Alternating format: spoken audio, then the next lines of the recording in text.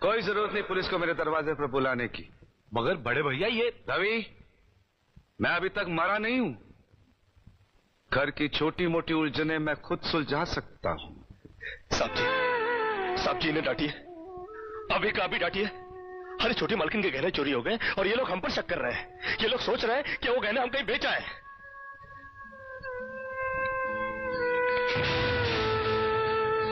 बाकी के रुपए कहाँ हैं कृष्णा? क्या क्या पूछा आपने साहब जी? मैं पूछ रहा हूं कि बाकी के रुपए कहाँ हैं? ये आप पूछ रहे हैं साहब जी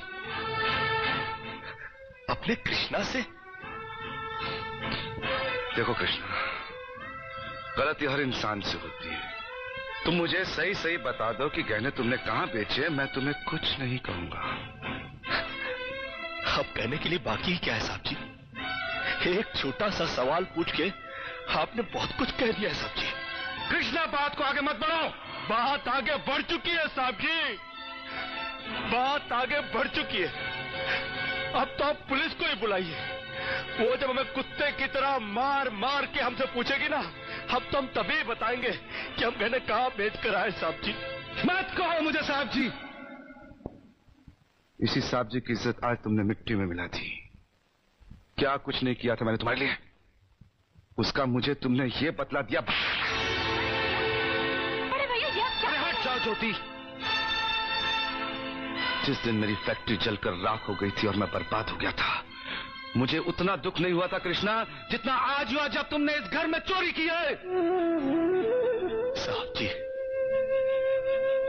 बचपन में जब हमारे माँ बाप मर गए थे ना और हम अनाथ हो गए थे ना, तब भी हमें इतना दुख नहीं हुआ था जितना दुख हमें आज हुआ है जब आपने हमें चोर कहा साहब जी।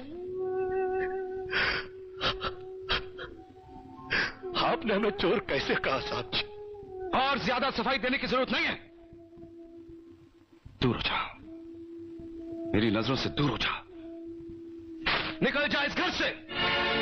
अरे इस घर से ही क्या, इस गांव को ही छोड़कर चले जाएंगे। अरे मुझ जनात का क्या है, काट लेंगे अपनी जिंदगी कहीं भी। इतने साल इस घर में बेफिक्री से ये समझकर काट लिए कि साहब जी का हाथ है हमारे सर पर। हमको क्या है परवाह किसी बात की, मगर नहीं, अब हम जान गए कि इस दुनिया में अनाथ का कोई नहीं होता। हम जा रहे हैं साहब जी और इस घर में कभी नहीं आएंगे। अभी निकल जा।